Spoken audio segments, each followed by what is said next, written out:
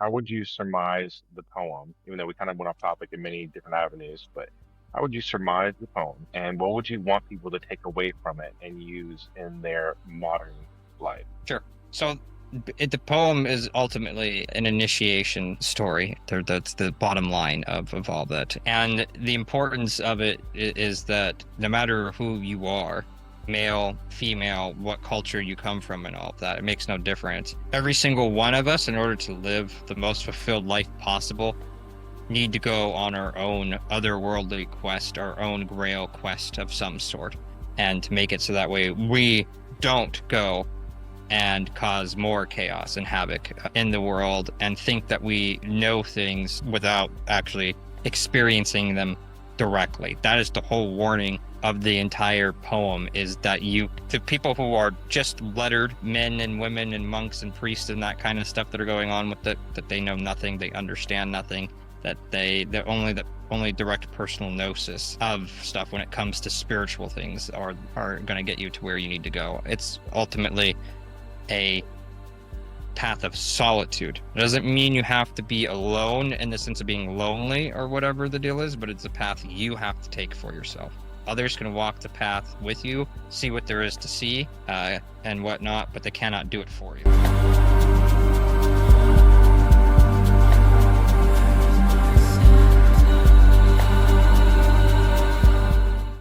I'm going to be giving a brief introduction to it before I start reading it, just so that way you can kind of put it in its proper context for what's going on here within the Arthurian tradition. This is, in terms of written, that has King Arthur's name directly mentioned in it, rather than, say, somebody else that might pose a particular role or play a particular role that's similar, that King Arthur might have usurped or whatever the deal is in later time periods from a more pagan tradition and whatnot. This is the oldest text that there is that has his name mentioned in it directly. Now, the surviving copy of it is only from the 14th century, but it is very clear that it goes back much, much older for what it is. There is debate exactly how old it is due to certain of the wording and phrase choice and whatnot that's inside of it. But it is a minimum of the 9th century, so the 800s, for when it was written. And certain scholars have even put it into the 6th century for what it is. And I have no idea of knowing at this stage which ones of these are correct. I do not know any of the ancient English or Welsh languages or whatever on that level. I'm not a linguist to know the arguments and to determine which one makes the most sense for what's going on there. But basically, this ranges from the 500s to 800s for when this was written down. That doesn't include oral tradition beforehand for when some of these things that were going on there on certain aspects of this. Now, we also know that some of this other stuff can only be in the 500s, maybe 400s at the earliest due to certain references that are made. But it's also interesting to note that clearly some later texts that it references, even though they weren't written down inside of the traditions at all that were going on here, that they were already in oral form clearly, because it's making references to these stories that were written down centuries after whenever this original version, let's just tentatively say the 600s, 700s, 800s, for when it was, because most of the reference to the Arthurian stuff, that's more of the medieval, not necessarily the pagan, but even some of the pagan stuff wasn't written down until like the 1100s, 1200s. So it's a very enigmatic text because of that alone, where it has source material that it pulls from that is younger than it, and yet at the same time it is also older than it due to oral tradition. So it's kind of this weird what do we make of it thing that scholars haven't been able to penetrate every aspect of it on that particular front. I'm going to be referring to a lot of notes here. Again, I'm not a expert in this particular field yet, so if you see me glancing down, it's because I'm looking at a book and my notebook that I have that I'm going to be pulling stuff from. This particular poem, while it's kind of known as King Arthur's raid on the underworld in more modern sense or what it is, and I'm going to completely butcher Welsh, sorry, I have no idea how to say that in any way, shape, or form. But it's known as, the actual text name is Preiddeu Annwfn, or something like that. In other words, the spoils of the underworld or the otherworld is basically what it comes down to. And this is the first Grail quest, and it seems to be the archetype for all Arthurian mythos and legend, let's say, later on for what's going on. And the person who's going on this Grail quest, unlike all the other Grail quests, is actually King Arthur himself, which is very, very interesting. And we'll come back to that later on, but it's important to note that he is actually the one going on it. And then on the other Grail quest, he is not even partaking in it in any way, shape, or form. So, I have to make sure that I'm not missing anything. It's interesting also to note that the poem, its narrator, is another very known and important figure inside of the British Isles tradition, and that is Taliesin. I don't know if any of you know anything about Taliesin or not, but I'm going to give a very brief importance to him and whatnot. So, if you're familiar with, say, the Nordic tradition, which I know most of us are in here in some capacity or another, you know, you have your bards and you have your skalds. The bards are more of the Celtic tradition, if you will, and the skalds are more of the Germanic Nordic tradition. On this particular front, what you have is you have a bard known as Taliesin that is so important that he basically becomes almost deified as a figure for what it is, and becomes a semi-mythological thing. That he was a real person. Okay, there's no debate about that him being historical at all. But there's so much that's grafted onto him that clearly he didn't do, that people just kind of use him as a point of reference in order to say, well, Taliesin said it, therefore, you know, it must be true type deal for what's going on. And it's interesting because Taliesin is also someone who is and starts out as an otherworldly figure. So in the pagan tradition that Taliesin comes from, he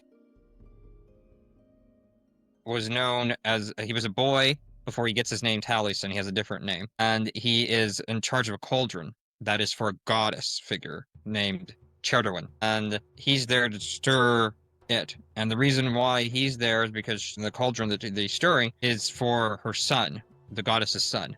And the son is so ugly that people run away from him and all this other stuff or what it is. So she's trying to create a brew that'll make it so that way, even if he is ugly and like deemed as kind of this monster hideous thing, that he can have a redeeming quality by making it so that way he'll have all knowledge, all inspiration, all the other stuff that comes from it, just like you would for the mead of poetry type notion that's coming out of it here. So if you look at it, you know, it's kind of like Idun's husband, who's, you know, Bragi, right? Bragi was a real person. We don't know whether he was named after the Nordic god Bragi or if he became deified. There's debate about that and made part of the pantheon as that. But point is that it's the same equivalent here for Taliesin for how important it is. Now, what happens is that when he's stirring this pot, Taliesin, it makes it so that way 3 drops of it fall onto his thumb and burn him because it's a boiling cauldron and whatnot. And he goes and puts it in his mouth and makes it so that way he does that. But by doing so, he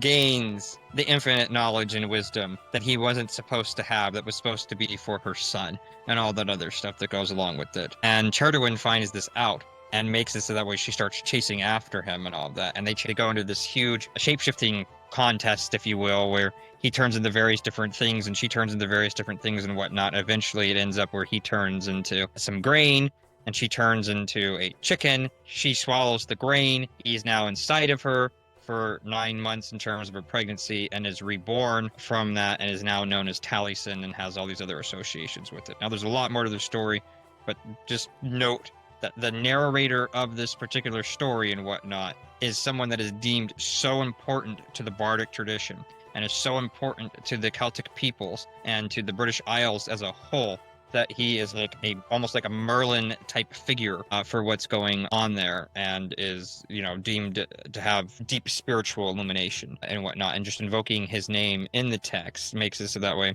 you are basically stating that this is a much older province, this is a much more important providence, and that it just gives you a certain level of flair to say that you can't really contest this story because Taliesin said so type deal. So it's interesting because that also gives us a timeline for when Taliesin, we know when Taliesin was the historical figure, so we know that that this can't have been written down prior to Taliesin's rise to fame. so to speak. So that's why no one places it before a certain time period. It's because of Taliesin being mentioned. You can't have that otherwise. So Taliesin does show up in the historical record in the 6th and 7th centuries for what's going on there, which is the oldest time period for when this poem would have been written for what's going on. It's even mentioned in various different places like etymologies from the 6th century encyclopedias of Isidore of Seville. So this is certain things are historical, certain things are mythological. He's mentioned in both historical and mythological. We know he's a real person type deal. So we're going to move on from that. It's important to note that this poem is also going to be pulling from Irish mythology to a certain extent, which is also important because it also gives us a clue to its age as well for certain things that it's pulling from, because the Irish is considered older in terms of certain elements from it. And this is proven by the fact that Ireland in and of itself is kind of a otherworld for people of Britain and Wales and Scotland and that kind of stuff.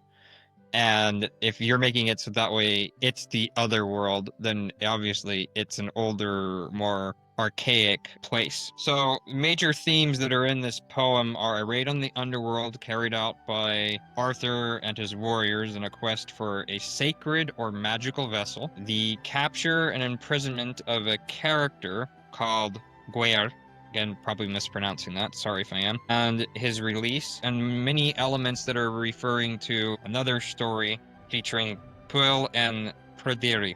And these are figures that are in the Mabinogion today, which shows up later for what's going on. They go on a voyage to do this. There's a lot of men that are on various different ships that go on the raid to the underworld with Arthur. They name various different fortresses inside of it, which we will come to in terms of what they are and their meaning in a moment after I start reading the poem. And of course, it's interesting that it's not just in addition to the cauldron, there's some sort of speckled ox that lives there, which kind of gives credence to the notion of, cattle and the importance of it and the wealth that comes from that. Another shout out mainly to Adhumla as an example as well in the Nordic tradition, and the importance of stuff that's that way in general. And Fehu for wealth because it was cattle. So yeah, I think at this point I'm just gonna start reading it. I don't think there's anything else that needs to be done with it. So we go to that section of the book here that actually has the actual poem inside of it. I will say it's Gwion. Gwion, okay. It's in this text it's Gweir. That's Gwion. I'm believing if it's related to some of the stories that I know. Let's see. I don't want to take up too much time. How was it spelled again? GW. Maybe it might be a different individual. I think Gwion is the name of Taliesin before he becomes Taliesin. What I'm thinking. That's This is a different being that's inside of it. It's not Gwion. okay. Yeah, not having Welsh is like just ridiculous. With this. As a Welsh person, I can completely agree that it is ridiculous. Oh, there you are. Yeah, so you understand. All right, well, I won't derail, but yeah, I thought you were talking about Gwion, and then I thought he was coming into this in some capacity. No, Taliesin is the elder version of Gwion is coming in with it, but this is a completely different character here for that with it, which is why I'm not sure how to pronounce it and whatnot. I don't know if you have any insights on how to actually pronounce it. No, I'll let it go. Yeah, I won't derail. Yeah, I have no clue. I'm not gonna lie. It's okay. Welsh is horrible. That's funny. All right. We are like it's pronounced the G is in go, the W is in oo as in moon, and the EI is like an A, like an AY, and the R. So the poem says, I praise the sovereign, high prince of the kingly land, who encompasses the margins of the world. Gweir's captivity in Kier City was resonant with the tale of Pwyll and Preiddeu. None before him was sent into it, into the heavy blue chain that bound the faithful youth. Because of the raid upon Annwfn, he sorely sang, until the world's ending our poet's prayer shall sound. 3 ships, burdens of Preiddeu, entered within. Except 7, none rose up from Kier City. I am renowned in fame, the song was heard. This is where Taliesin starts. poking his head into the story. In Caer Prethron, 4 times revolving, my original song stems from the cauldron. By the breath of 9 maidens was it kindled. The chief of Annwfn's cauldron, what is its power? Ridged with enamel, rimmed with pearl, it will not boil the coward's portion. It is not destined. The sword of Luic flashed before it, and in the hand of Liminoc was it wielded before Hell's Gate lights were burning. When with Arthur we went to the harrowing, except 7, none rose up from Caer Fedwit. I think double D is, if I'm not mistaken, something like that. I am renowned in fame, the song was heard, and the 4 fort and the island of the flaming door. Fresh water and jet are mixed, bright wine is the drink served to the host. 3 ship burdens of Preiddeu we took to sea, except 7, none rose up from Caer Rigor. I have no reward to the Lord's booksmen, who beyond Caer Widur saw not Arthur's valor. 6,000 men there stood upon the wall. Hard it was to parley with their sentinel. 3 ship burdens of Preiddeu we went with Arthur, except 7, none rose up from Caer Golod. I have no reward to the clerics with trailing shields, who know not who created who, nor the hour when the chick was born. I'm going to pause here very briefly. That's a reference to Taliesin. That's how we know it was Taliesin. Who made him why he went not to the meadows of Devwip. They know not who's the bridled ox, thick his headband with 7 links upon his collar. When we went with Arthur on arduous expedition, except 7, none rose up from Caer Fondui. I give no reward to the clerics of weak intent, who know not on what day the chief was made, who do not know the hour of his birth, nor what silver-headed beast they guard. When we went with Arthur, disastrous contention. Except 7, none rose up from the Caer Ochran. Monks howl like a choir of dogs from a contest with the men who know. Does the wind have one track? Is the sea of one water? Does fire have a single spark of fierce tumult? Monks crowd together like wolves from a contest with men who know. They know not the divisions of midnight and of dawn, unknowing of the wind's course, what its attacks, where it ravages, and what land it strikes. The saint's grave lies hidden deep in the ground. I praise the sovereign, the great high prince. May sadness leave me. Christ is my guerdon, which we'll come into what that might mean in a moment for that particular word. So that's the poem. It's very short. Like I said, you could read it in one sitting. It's not even a big deal for what's going on, but it says a fucking lot in it if you understand the references that are being made inside of it, even if it doesn't seem like it for what's going on. So some of the things that stick out right away that even an idiot in their first reading can pull up right now is, why the hell is there 7 that keeps popping up? Except 7, none rose up from, and then fill in the blank of whatever care that they're at that particular time period. This is a theme that keeps popping. We keep getting high prince of some sort that pops up in multiple ones with it. So there's that, and the sovereign that plays into it. And of course, you get various different shouts out to the cauldron and other things of this particular notion that are going on there. So, and obviously we know about Arthur. We know that it references certain things that are there, the ox that we've talked about, and blah, blah, blah, for what's happening there with it. So this is important for what's going on. Yes, it does mention Christ, and yes, this is legitimate because they had started to Christianize Ireland and the British Isles centuries beforehand. That's not a thing to say that they didn't know of it. It's not like the Nordic realms where this wasn't a thing at this time period. Even if you go back to the 6th century, it was already having that. I mean, you have St. Patrick that is said to have removed all the snakes from Ireland way back in the 300s or whatever it was, the late 300s, which is insane because there was never any snakes in Ireland. It's letting you know that they're getting rid of all the pagan traditions. And quite frankly, there's another meaning there that I'm not going to touch on right now because that's going to take away from what we're talking about here. And it would take hours to go into the matter. So the point is that is a legitimate line. This is not probably doctored in any way, shape, or form for what's going on that particular part for the Christ one.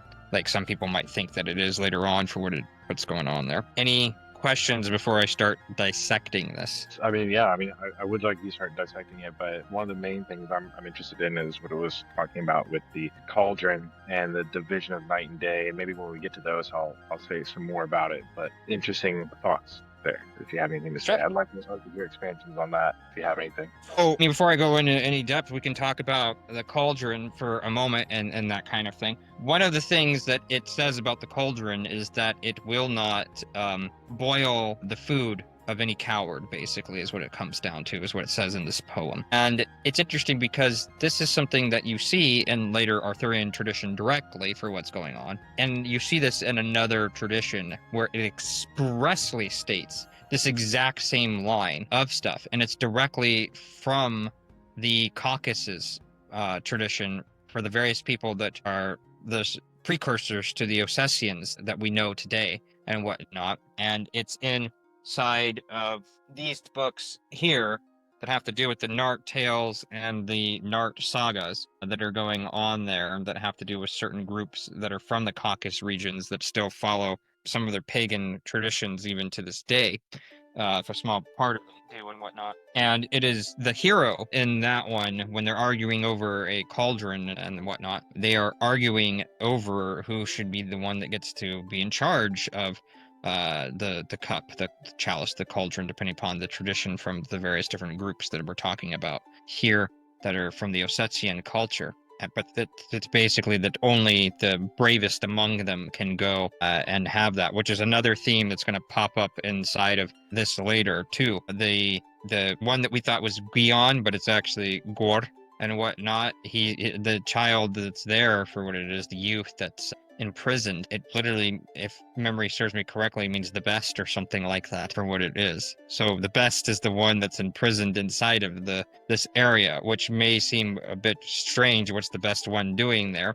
But it has to do with another component of that. What comes from the other world must eventually return to the other world. It does not stay inside of the physical domain that we have here for it. So you have that particular part for it. In terms of the second one that you were bringing up, in terms of like the hours of the day and night and whatnot, that's going back to Taliesin, and he's absolutely doesn't like written down tradition, not because there's a problem with writing. It's more along the lines of people taking things too literally and not understanding personal gnosis and how that has to come about. And that's the only way that you're going to understand certain things with it. It's like if you've never had sex before, for what's going on with it, it doesn't matter how much you describe it to a virgin, they are never going to understand it versus someone who has experienced sex directly. Or, if you want to make it so it's more PG for what's going on there, if you've never had a cheeseburger, because of maybe, it's against your religion or whatever the deal is, and someone's trying to describe what it tastes like, it's meaningless. It's the difference between a description and lived experience. That's what Taliesin is poking fun at with all these different people that are on here for what it is. And it's interesting to note that Taliesin claims to be part of this raid with Arthur. And he's one of the 7 that return out of that. There's 6,000 people that are also there that are guarded by some sort of sentinel, but you cannot speak to them. And the reason why you can't speak to them is because they are sworn. You'll learn later on when we start dissecting this a bit more that they're sworn not to speak about it. But if this is clearly an ancient mystery school tradition, right, that's going on here for the British Isles. We'll dissect more of that as we come to it. And so, but basically what it's saying is that you're not to speak of these things if you haven't been initiated into it. They're not going to understand it anyway. They're going to ridicule you for it. And it's better just to be hush-hush about it, and only those in the know are in the know, basically. Can I ask a question? Basically, I guess not basically, but I'm quite interested in initiation and that kind of ritual aspect of it. And as you were reading it, it seemed a lot like it was a ritual. Mentioning, well, I couldn't remember if it was three times. But it seemed like it was. I mentioned 9 maidens who were breathing on the cauldron as. Yeah, so many different things, and that sounded like it was to do with initiation and a kind of rebirth ritual, of course. That's what it is. At Interesting. first, people don't look at it, but if you start looking at all the different references that it makes to all the various different other things and whatnot, it is clearly having to do with a deep initiation that's going on here. We'll go get some other. 6,000 be obviously, well, I guess not obviously, past initiates, or, you know, as you said, people who aren't meant to speak about their own initiation. Yeah, we'll Could they be we're ancestral definitely going to go spirits? into that Yeah. for sure. For Yeah, I'll what's let going you do your thing. No, it's okay. I don't mind having questions for what's going on there. It's kind of important just to note that some of that stuff is happening there with it. I'm glad you're pulling that out for that. So, Rado, as you wanted to give commentary on something? Actually, I think I'd like to just maybe just hear you go through it, and if there's a bit more, I feel like I can like definitively add, I'll chime in. But yeah, I mean, going back, for me, it would benefit having it a bit more spelled out because I do get lost in this, in this context here. I mean, I guess one question I would want to ask real quick, since you're so involved in the Arthurian legends of late, and it's interesting, you and I both started like a bit of a Welsh, or even like if you want to expand, like more Celtic focus. British Isles. We'll say the British Isle version of Celtic stuff. Yeah.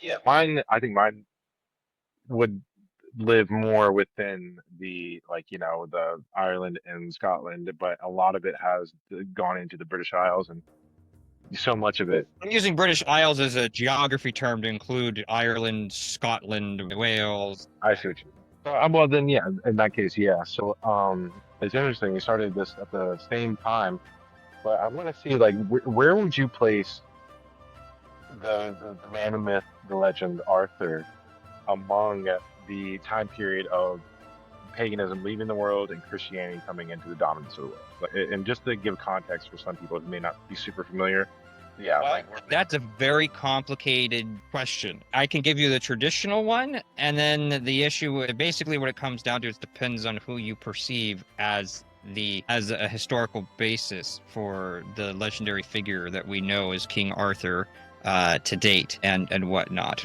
Historically, most scholars place Arthur, they don't have an exact date for it, but in the 500s AD for where it was, usually in the 50s up to 5 for kind of where most of the scholars place the importance of his work and time period for what's going on with it, possibly a little earlier, even into the late.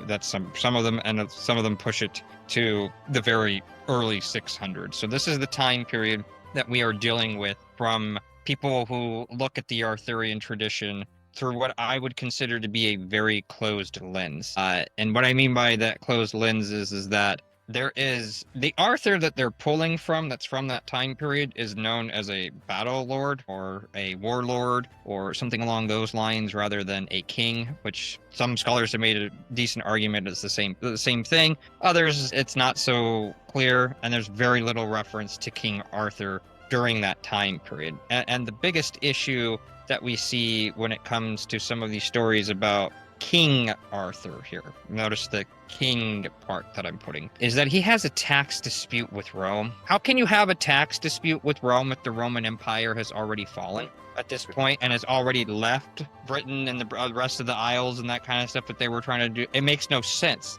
So there's certain parts here that the mainstream puts out there as this is definitive and this is all that there is and there's nothing else to look at, that may not have any truth to it whatsoever, is the point.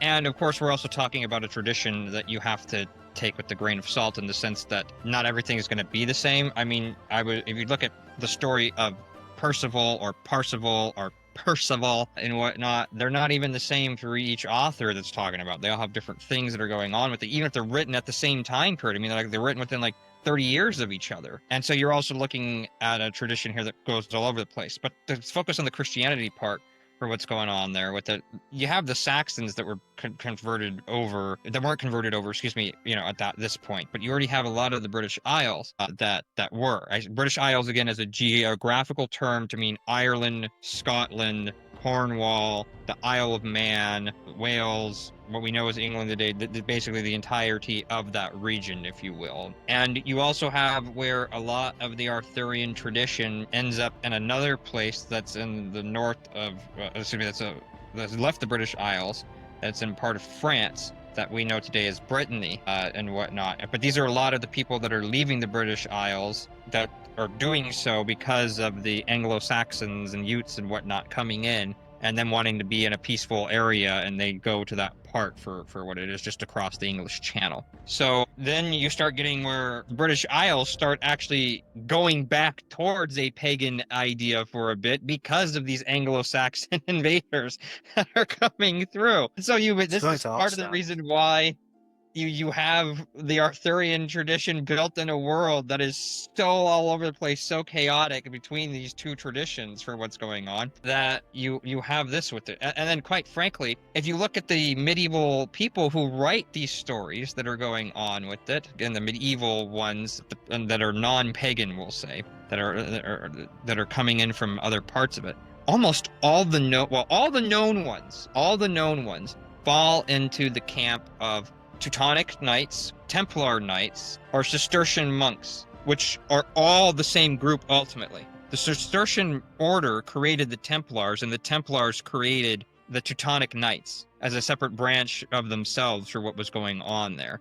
So ultimately, they're all the same group that are writing these particular stories that are going on with it. And there's another person who has a tax dispute with Rome in the 1st century, but is nowhere near the British Isles and is way over in the Middle East that's going on with it. And this is important because in the stories that are written by them, meaning this group that I just mentioned before, the Templar group, we'll say, and whatnot, is that Joseph of Arimathea, a biblical character, brings the Grail to Britain and establishes the church there. Now, just to be clear with it, there is a church tradition that has to do with that shows up in the south of Britain in the 60s AD, the 1st century.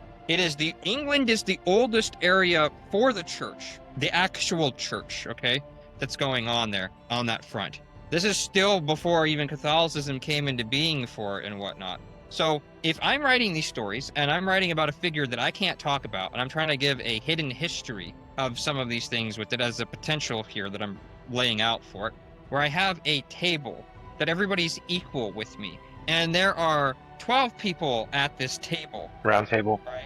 You have the round table that's going on there for what's happening. Sometimes it's 24, but 24 is the same as 12. It's just broken up into a light and a dark half. That's all that it is for what's going on there.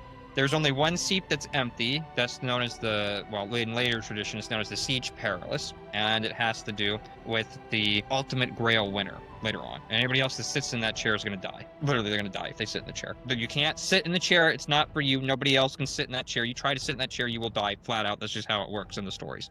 Now, why am I bringing all this up? Because, and I'm not going to go into the details here. It's way, way, way, way, way too lengthy to go into the details here.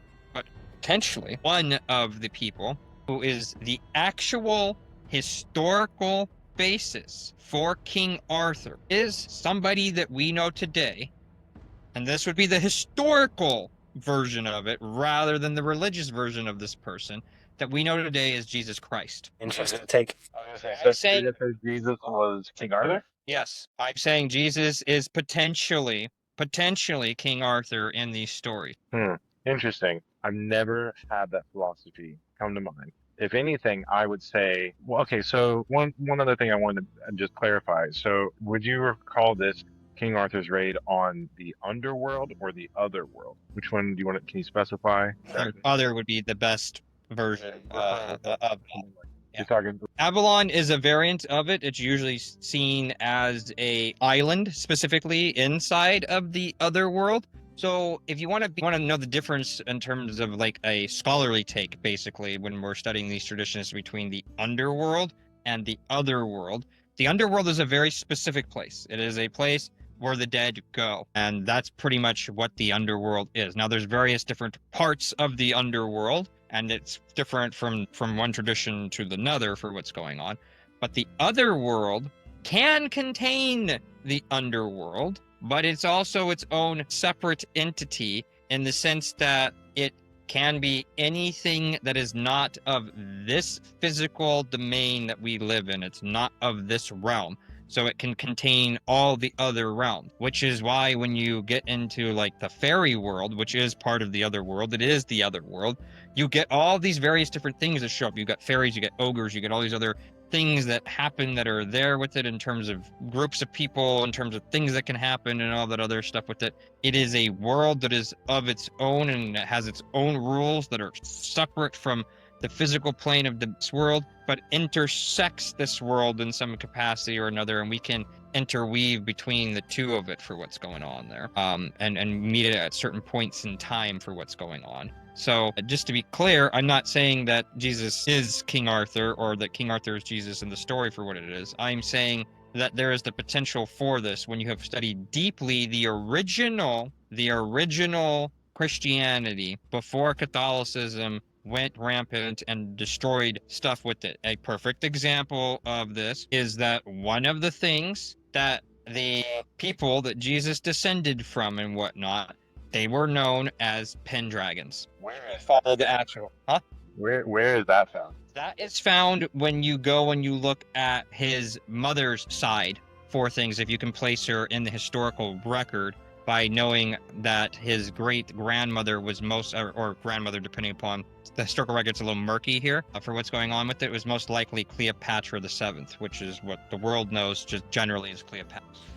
Okay, so yeah, I've definitely heard things like that, but I'm sitting here and I'm trying to round this out, or even like maybe people that are listening, try to contextualize it for those who have ADHD like myself. So you're saying Jesus, King Arthur, same guy, Potentially the same. meaning the story of him being born in Nazareth is somehow invalid. Nazareth didn't even exist historically until the 4th century.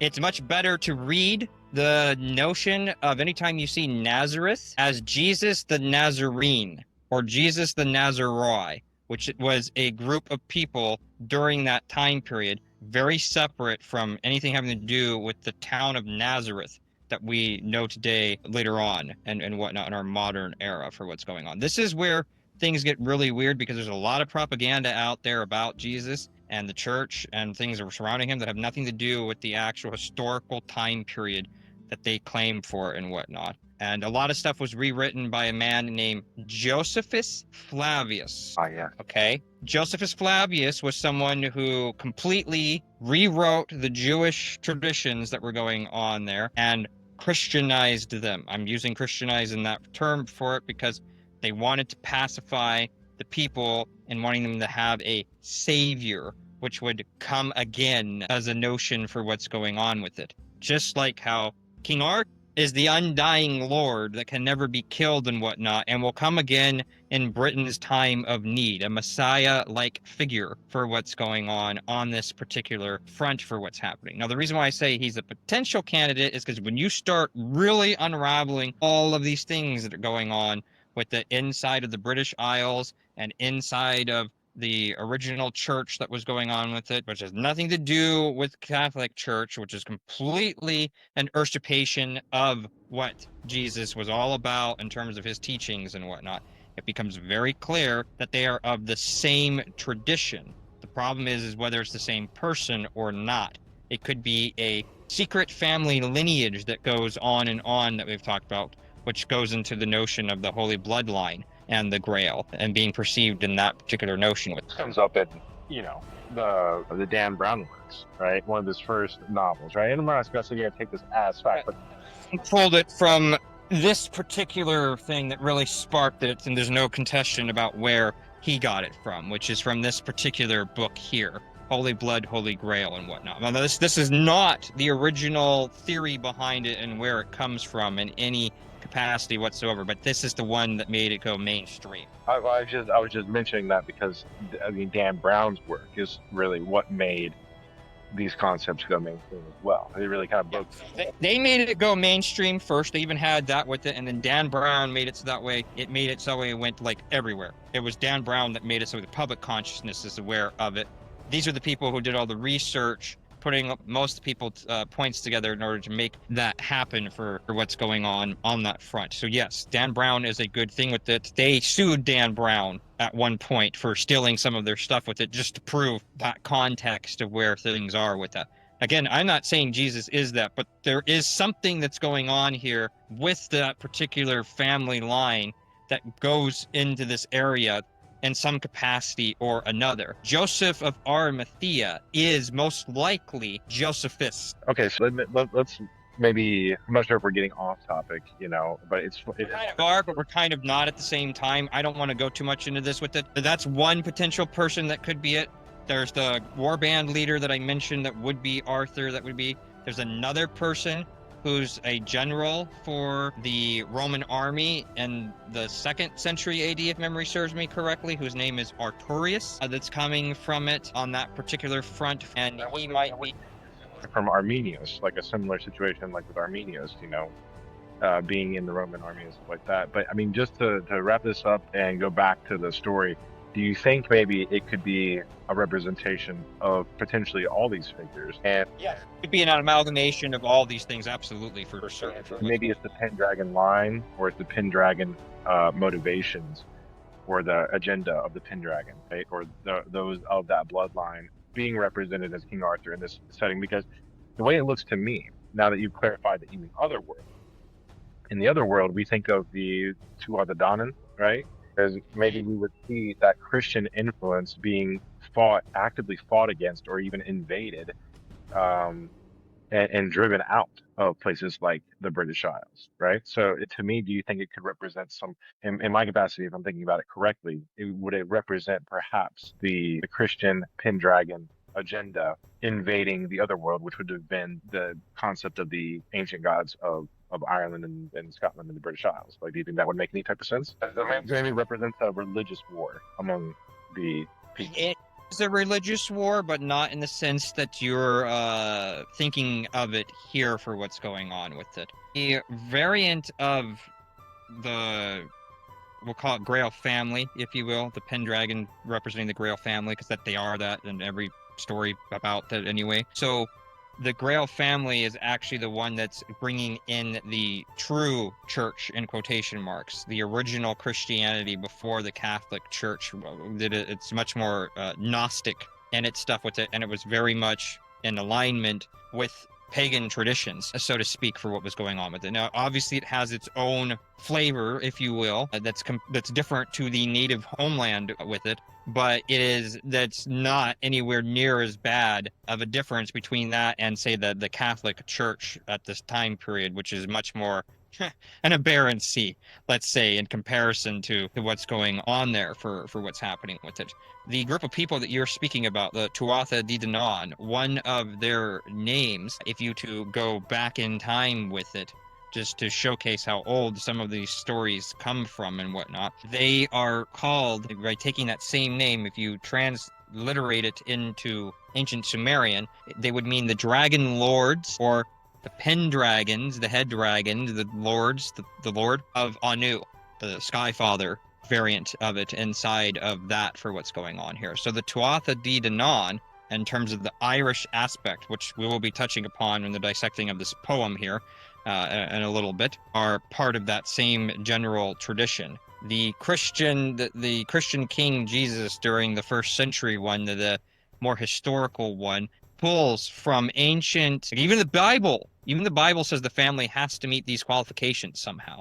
Okay, so this is not like some made up crap for what's going on here. Somehow the line of Jesus is made up of ancient royal blood from Egypt and ancient royal blood from Persia, Which would also and perhaps, two lines merged together. well, that would make sense. I mean, also when you look at things that, like, Persia being one of when it comes to the education that was developed, like how the education system we have now actually comes from early Persian public education, things like that. I mean, yeah, I mean, I can see that translating and passing down into like a higher, or like the noble lineage, and like, and being able to like form ways of educating. Sorry, I'm a bit off topic with that, but it's just a random thought I had.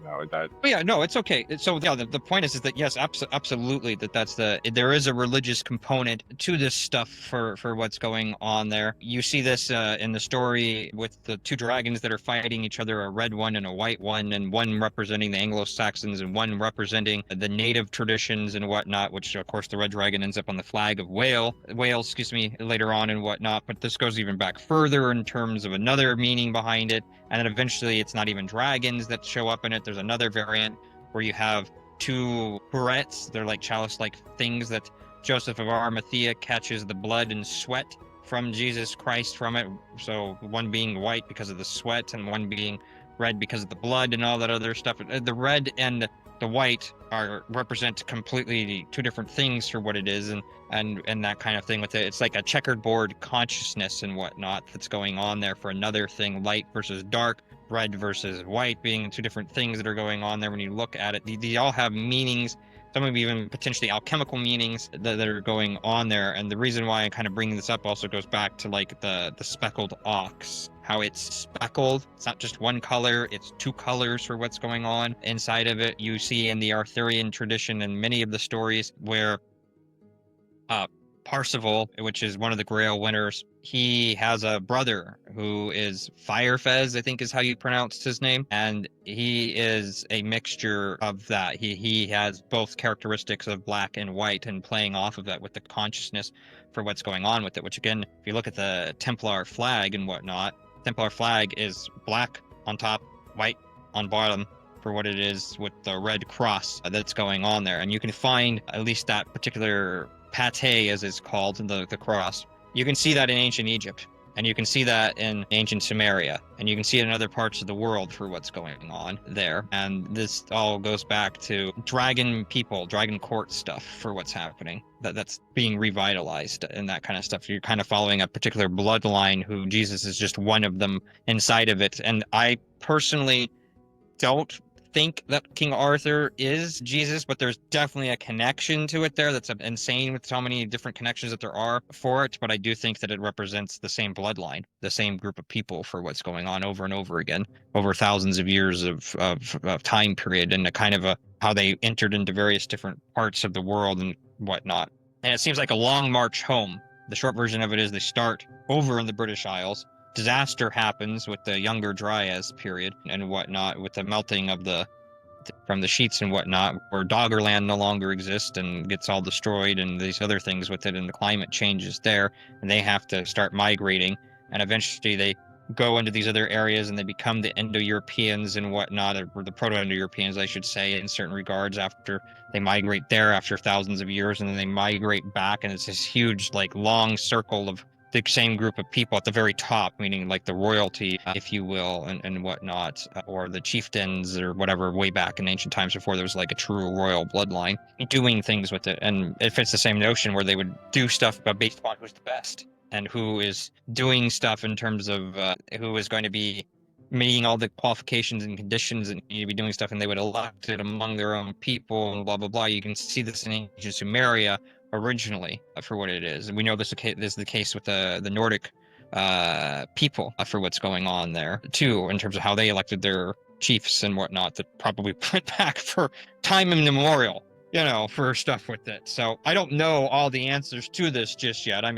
That's part of the reason why I'm exploring the Arthurian tradition, because it's giving me kind of more of the puzzle pieces that I'm missing to fill in some of these gaps and whatnot that I don't have for it. There's even a book written by a couple scholars that were looking into stuff that has to do with King Arthur, Scythia, from Scythia to Camelot or something like that. And it has to do with them tracing it back to ancient Scythia and to the Alans and the Visigoths, the Alans, and the Sarmatians, and them showing up at Hadrian's Wall in certain parts of France and influencing that for it. And of course, you also have the bardic tradition and the troubadours and the other oral traditions and all of that. And so my guess is that this is actually just a hodgepodge of a bunch of various different traditions that are pulling from a bunch of different groups of people, and that what survives is what we have today is the Arthurian tradition. And quite frankly, it seems to be perfect container for everything that has entered into Western civilization over the last 6,000 years minimum in terms of any of the mystery school traditions. You're saying that it's essentially an amalgamation of everything that has entered the British Isles, including Christianity, like Celtic, Germanic, basically every other belief that has ever. That and all the esoteric stuff for what it is. If you Yeah, look at what so the all added Grail in remix. represents, yeah. If you look at what the Grail is and whatnot, there in Sumeria you have something called Graal. It's a type of alchemy that's there with it. GRA.AL. That's that with it. If you pull from, I don't know how well you're gonna be able to see this on the screen here. Give me one second. This particular seal that's here for what this is the original seal for Portugal that's there with it. And if you translate it properly, there's the R down there for what's going on with it.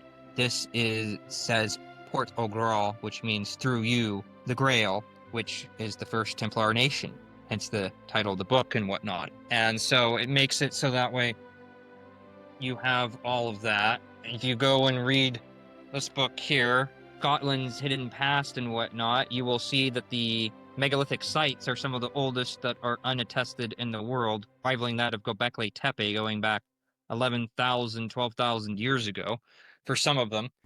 And so the point is that this same group of people seem to have gone everywhere and built various different things. I don't know all the details of it yet. I only know some of the rough edges, if you will.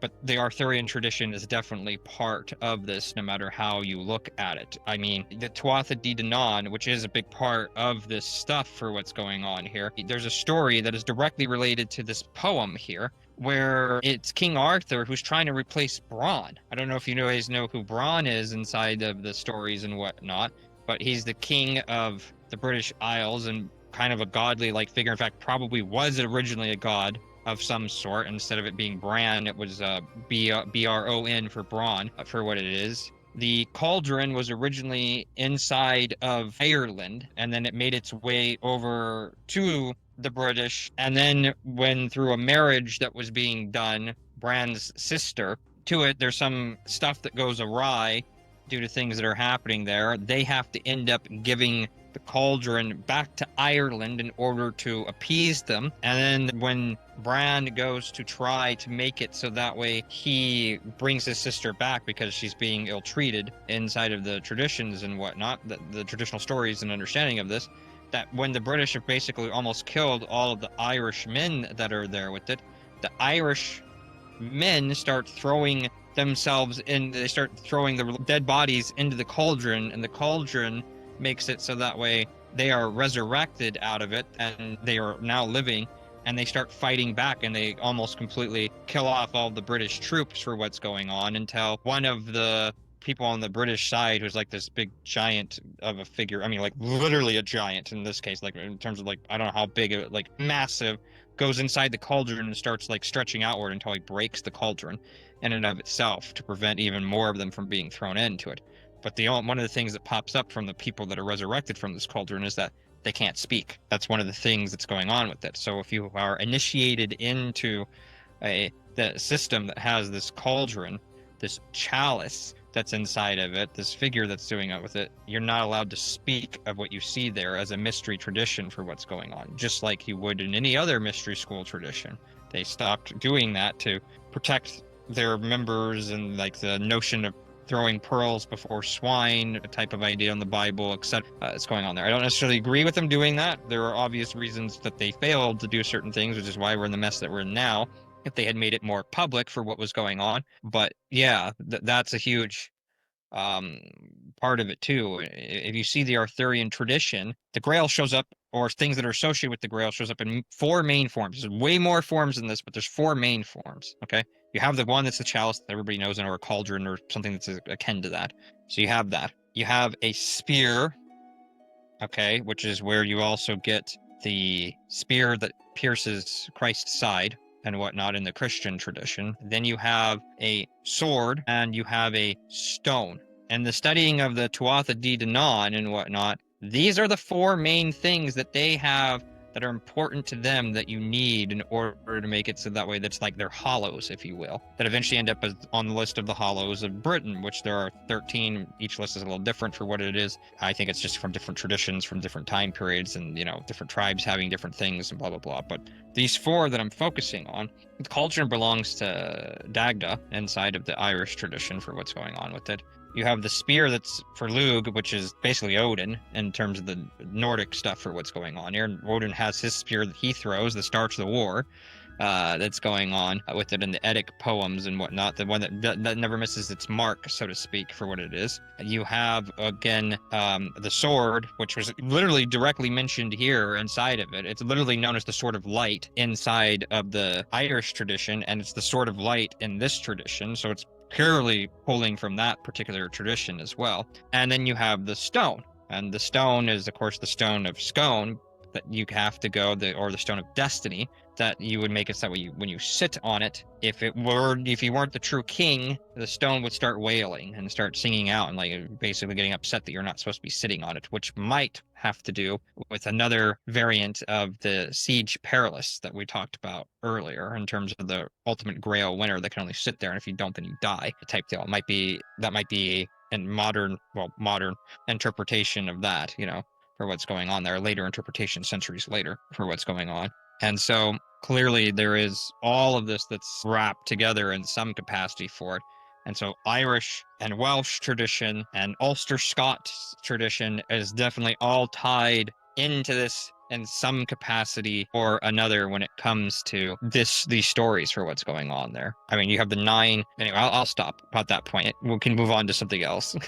The poem seems like a really great way to mix a lot of different themes about initiation and those 4, items of esoteric and spiritual importance. So, to kind of hearken to all of those different peoples at the same time whilst. Well, that's where you get dating. Cuchulainn and you get the death of Cúroy MacDair, which is part of the Otherworld that's talked about here with it. At this point, we're not going to have time to get into everything I wanted to because it's going to go on forever, but I'm just going to start just listing the stuff that shows up in this poem for other ones that are going on that. So we have where you have the captivity part of it, which is interesting because the captivity with Gwar that we talked about earlier in terms of the name for what's going on there, it's very interesting in the sense that this is a shout out to this story that is an anonymous story. No one really knows who wrote it, but so King Arthur's mentioned in that for what's going on. It's very short. I mean, it's not as short as this particular poem, but as you can see, it's very, very thin. And the point I'm trying to bring up with that is that just like Taliesin, where he cuts a different name later on, and he's imprisoned in the other world for what it is when he's as Gwion, that the person that he is saving is King Arthur saving is himself. It's actually himself, and this has always like puzzled people. How can he save himself as the prisoner in the underworld, otherworld for what's going on there when he's going on this raid? If he's the one that's doing it, because it's another variant of himself. This is a psychological / spiritual component where he's going in there in order to make it so that way he can go through initiation. This is how we know it's an initiation story rather than just some random story of going into the other world and stealing shit and bringing it back to be used by the living people here and whatnot. So we have that reference that's going on there. You have various different ones that are inside of it. You have another one that's another prisoner motif that shows up in other ones with Lear or Leidenoth or some other ones that show up in another places. It shows up all over the place. You have the Maven, of course, too, which is what the entire Mabinogion is all about. It's about the Maven and freeing him, which is where you get Preiddeu, and Preiddeu is where you get anything that has to do with Parsifal or Percival. That's the Welsh variant. And then, of course, we just get so much stuff with it. It's kind of ridiculous. You get the ships. You have the chorus, which arrives again with it, which is the except 7 none rose up. So 7 pops up in all traditions throughout the old world, and even some stuff here in the new world. Old world meaning like Europe, Africa, and Asia. If you take planetary bodies as an example, there were 7 that you can see with the human eye, and these become the 7 days of the week. And if you take French as an example for breaking it down, it becomes very easy to see how this works for it. You have Sunday, the day of the sun. Saturday, we already know, of course, too, that's Saturn. Monday is the day of the moon, or lundi in French. Then you have Mardi, Mars, which is Tuesday. You have Mercury, which is Wednesday. You have Thursday was Jupiter, and you have Friday, which is Venus. And so this is playing on that particular idea there for what's going on with it. But this is also like kind of like a chakra idea. So there are 7 chakra centers that there are also, and this again goes back to the Indo-European concept that everybody's sharing some of these things with it, that there are also 7, they're based upon the 7 planetary bodies, so to speak. They kind of have a as an above, so below principle going on there with it. I'm rushing through some stuff because we went on some other things with it, but that if there's anything you want me to go further in, let me know. It mentions wine as a drink that's used for it. That's a direct shout out since it was talking about it and like the host hall and all that inside of other traditions. Dionysus, as an example, he uses wine for what it is. They use mead as another one for what's going on. The cauldron is something that pops up in many pagan traditions. Thorg is going on a search for a cauldron inside of it with Tyr, in order to bring back to Halsey, the wind-shielded island is what it translates to, because they're having a hall meeting with Aegir, the king of the sea, and his wife, robbery that's going on there, and their 9 daughters, just like the 9 maidens that were mentioned for what's going on there, or other traditions for the Nordic stuff, would be the 9 Valkyrie that are associated with it for these ones that are all blowing on the cauldron. All when you blow on like your soup or whatever you do with it, what does it make? It makes like a ripple inside of it if you blow hard enough, right? And the 9 maidens, the 9 daughters of Aegir and all of that, they are supposed to be waves in that tradition for what it is. So you have a parallel shout out for there. But there's also a true priestess class that we know showed up in 9 in various different Celtic lands and whatnot, ranging as far away as Turkey, because there were some Celtic lands there, all the way into the British Isles that were going on with it. You see this in the 9 muses in terms of Greek mythology and all that. This is something that pops up again and again with the 9 maidens of some sort that are going on there for what it is. And of course, if you look at a cauldron, this is something that people would use all the time in ancient time periods with it. That would be where you would make your food, which is hence why it's associated with food that's going on there. It would give you warmth. You would make it so that way everybody gather around it, like they're doing a meeting hall that's going on with that. So it's showing the importance of this particular narrative over and over and over again. There's so much more that just keeps going on and on with this particular stuff with it. Like, if you look at Care City as an example, that's one of the places that they have to go in the underworld. It literally means fairy fort. So when you were talking about the otherworld earlier, wanting to know whether that was the case or not with it, it's showcasing directly that this is the otherworld. It's associated with even the fairy folk and whatnot that are going on there. Of course, you have another one where it's making direct references to other stories and other traditions by the different forts that are there with it, or towers, as I guess you could look at them as, or even castles, depending upon how you want to translate. Probably mispronouncing that. But it's fascinating just how much is tied into all of this particular poem for what's going on. I know you were here for Emin for a little bit, but Raduaz, there's also another story that has to that I have briefly touched on, only briefly, on one like 15-minute video or whatever on my YouTube channel, that has to do with this book here, the last book of the Grail, the Elucidation, and the title on it is The Sevenfold Path of the Grail and the Restoration of the Fairy Accord, for what's going on here. And the reason why I'm bringing that up is because it goes back to that 7 number that we were talking about earlier, and obviously it has to do with these fairy realms and these fairy ideas, and is going into the other world for that. Now, how I know this all ties to Bran and whatnot for some of these other things that I brought up here is because in later tradition, King Arthur wants to take over the role of playing Bran, or Bran. I say Bran because it's probably the original name, and that would be the god that was most likely there. That's why he keeps flip-flopping between the two of them. So when King Bran is dead, they take his head and they place it to where it's facing outward towards the Saxon lands to prevent invasions for what's going on there. King Arthur, and wanting to be the only one who's in charge of protecting the realm, let's say, he goes and removes that king's head. And this seems very audacious and bold of him, and even disrespectful. But if you realize what this story is trying to tell us when you kind of compile it all together, is that the reason why King Arthur is the Undying King and he'll return at some point, it's very much, in my opinion, very similar to the Vedic concept of having an avatar come down that represents Vishnu, the preserver. And so you have like Krishna and you have Rama, just as two examples of that, and they're different incarnations of that same thing, and you can't kill it off because it's going to keep coming back whenever it's most needed for those people in order to restore order, just like King Arthur is. And if you're looking at what this is saying, it's stating that in order for King Arthur to fulfill his duty as being king, he needs to replace the old one that was there, in this case, Bran, in order to take over it. And the reason why I'm bringing all this up again is because at the very, very beginning of all this, I stated how this is the only Grail tradition, the only Grail story that has King Arthur going after the Grail himself, or the Cauldron that represents the Grail in this story for what's going on there, himself. And that's somebody else that's going on and afterwards, later on. And in the process of making it so that way somebody else goes after it, King Arthur's kingdom and the Knights of the Round Table, they're decimated, they're destroyed, there's nothing left of them.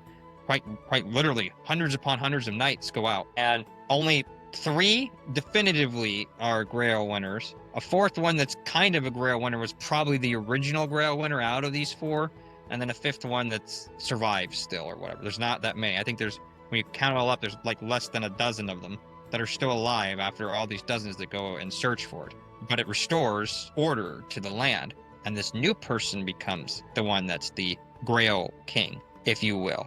And so it's a passing of the torch idea again for what's happening here for it. And it's showcasing a tradition that in each generation, or maybe in each time period, maybe it's not one generation or whatever the deal is, that there will be somebody else that eventually comes along that's going to take over and destroy the old order and give renewal of some sort for what's going on there, and that they will become the new King Arthur.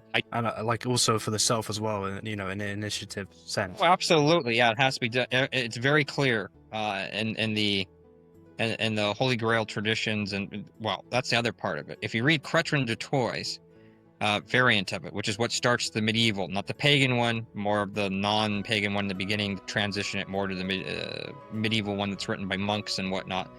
He doesn't say the Grail or the Holy Grail. He says a Grail. This is very telling. And if you start reading in between the lines with all the other various different Grail traditions that there are, it's very much that you have to go on this journey alone. Even the knights that are doing this, they all start out at the same place, but they all journey alone. Maybe eventually they cross paths in certain parts of the story or whatever the deal is, but they're all alone ultimately. And it's a journey you have to take yourself because it is an initiation journey. No one can take it for you for what's going on there. And if you look at it, I mean, one of the main Grail winners is Percival or Parsival or whatever like variant it is from different languages. It means pierce the veil is in the valley. And what's a valley? It's shaped like this, right? Basically, between 2 mountains for what's going on there.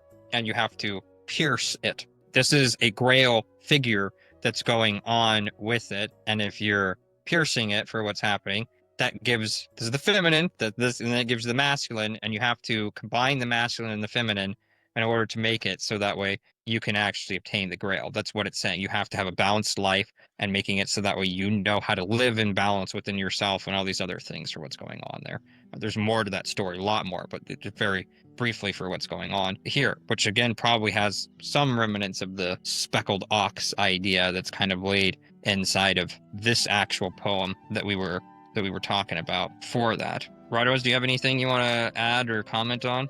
I was just gonna say, I want to make these more of a consistent thing, and maybe have consistent people coming and being a part of it. I'm gonna edit this up and get a nice version of it, post it up on the on the Discord and everything. But to wrap it up, Nathaniel, what, in a pretty concise way, how would you surmise the poem? Even though we kind of went off topic in many different avenues, but how would you surmise the poem, and what would you want people to take away from it and use in their modern life? Sure. So the poem is ultimately an initiation story and whatnot, for sure. That's the bottom line of all that. It's very clear with all the references that it makes to all the other things that we have there. and it's kind of showcasing a British Isles mystery scroll tradition. Again, we're talking geography there, not like just one particular country or whatever. And the importance of it is that no matter who you are, male, female, what culture you come from, and all of that, it makes no difference. Every single one of us, in order to live the most fulfilled life possible, need to go on our own otherworldly quest, our own Grail quest of some sort, and to make it so that way we don't go and cause more chaos and havoc in the world and think that we know things without actually experiencing them directly. That is the whole warning of the entire poem, is that the people who are just lettered men and women and monks and priests and that kind of stuff that are going on with it, that they know nothing, they understand nothing, that only direct personal gnosis of stuff when it comes to spiritual things are going to get you to where you need to go. It's ultimately a path of solitude. It doesn't mean you have to be alone in the sense of being lonely or whatever the deal is, but it's a path you have to take for yourself. Others can walk the path with you, see what there is to see, and whatnot, but they cannot do it for you. That makes sense. Thank you. Very good. Well, I guess, yeah, I'm probably gonna wrap it up right here. And man, I really appreciate you dropping in on that. If you want to, we can do another follow-up, especially if people see this and they want to ask more questions. We can do a follow-up If maybe. that's the case, I don't mind doing a follow-up on it, but in general, I would make it so that way other people can focus on the other one that we were voting on. That'd be fine too. I was interested. There's plenty of other things that I can go in and cover, not just here, but also in the Nordic traditions or in pretty much any other Indo-European tradition, even non-Indo-European. Like I've started to work with people in Sumerian stuff and Egyptian stuff that I haven't posted yet because they're in the process of being edited and whatnot. Like meaning that I'm having a little bit of back and forth with them about what we want to keep in them. We're trying to keep some of the stuff for what's going on there. Anyway, yeah, I have no problem with any of that. The point is that I would say the following, and I'll just shut up afterwards, and this will make it the ending for that, is that, and when we're reading any of these stories, these texts, these poems, whatever you want to call them and whatnot, we are in a time period that is so far removed from them. We are not even culturally anywhere near the same. Most of us don't even have a true pagan mindset, although we're working on it for a lot of us. And because of that, we are like looking back at a story that we barely understand in any way, shape, or form. And there's a lot of references that are made that makes it, you expect you to already know it. It'd be like if you came in terms of modern stuff, if you're watching the Marvel movies and you came in and you were watching Endgame and Infinity War and whatnot, and all the references that are made throughout all that, all the other movies and all the other heroes and all that other stuff that are there with it, you're not going to understand it. You're going to be like, what the hell does that mean? What the hell does that mean? This makes no sense. What the hell does that mean? Over and over and over and over again. And that's the same position that we find ourselves in terms of their cultures and in terms of their understanding of things and in terms of like what they grew up with to make it so that way they can go and do that. And the more archaic, the more esoteric the stories are, the less they're going to be understood even by scholars, because they're going to make it so that way they don't do that very well. Most scholars, they are the exact people that Taliesin, at least the person who's claiming is Taliesin that wrote the story down and whatnot, this poem down, are warning about. That they don't know what the hell they're talking about, and that he sneers at them basically because they won't go on their own quests. They won't go into the other world themselves. They just want to read and whatnot. I know that maybe sound ironic coming from someone like me who is extremely well read and all that, but I also promise you I do go and experience a lot of pagan stuff, and I did when I was growing up and partake in rites of the Vedic and Hindu tradition and whatnot that gives me insight that most scholars would just never have because they never grew up in that tradition. So Pure logic, no Gnostic empirical. no mystical side of it, no Gnostic Yeah, side. any esotericism. It's just all esoteric analysis and boring takes. But I think in a lot of cases, what will happen is that even in this such a far removed mindset, reality in general, just entirely, our entire world, our entire being is completely different than the people who inhabited these stories. But I think in a lot of cases, what will happen is there'll be conflation with our modern concepts. And then even in most cases, we'll misunderstand what was once a pop culture reference, which could have even been something like sarcasm, just poorly trained. Yeah, absolutely, absolutely. I'm not pretending that I know all of it and all that. That's not the case in any way, shape, or form. I'm just trying to showcase what I've been able to find, what I've been able to pull together on that front. I'm comfortable with sharing this part here. I'm gonna make this for you guys and whatnot. I know Rodwaz already knows this a little bit, but I am rebranding my YouTube channel and podcast. I am going to be focusing on something that I call the Grail sciences and whatnot in order to do that instead of forbidden knowledge. And I'm going to be pulling from as many different cultures so that I can that kind of has to do with this, or different esoteric philosophies that I can that all touch upon these transformative stuff that we can do and whatnot. And I was kind of thinking like how I want to brand myself. Do I really want to be the forbidden knowledge guy? Not really. Not only is it hard to compete with other people that are doing that already own certain portions of the market, it's just not something I want to be known for. I'd rather be known as the Grail science guy or something like that. Something I can own that's mine that nobody else can touch, so to speak, and make it so that way it's that way. Even if it doesn't necessarily do as well or whatever the deal is, it's something that I'm more passionate about anyway. And I can focus on the stuff inside the stories that I'm interested in rather than just everything, so to speak. I completely understand. That's what's made it so difficult to launch anything that I've been doing. I've been motivated recently, but it's been really difficult because it's like trying to marry the ideas of Norse and Scandinavian spirituality, and then also that with the Celtic as well, right? Like understanding and not just doing it in this way that seeds everything back to an original. It's more like understanding the beauty of both these divergent cultures and then how they can be managed. Because I want to bring people something that they can use in their modern life, right? We really love our past, we love our history, we love where we come from, right? And we all know that we all agree we probably come from the same thing, but it's really hard to create an image around two separate cultures and then present that information in a way that can resonate to the largest audience. Because for me, I'm both in like Scandinavian and I would say Celtic or Northern British. Yeah, I get you. Yeah. Both those things fascinating, and I also think that as a culture, a pagan culture, really for it to work and exist, these things are going to have to blend together in some capacity.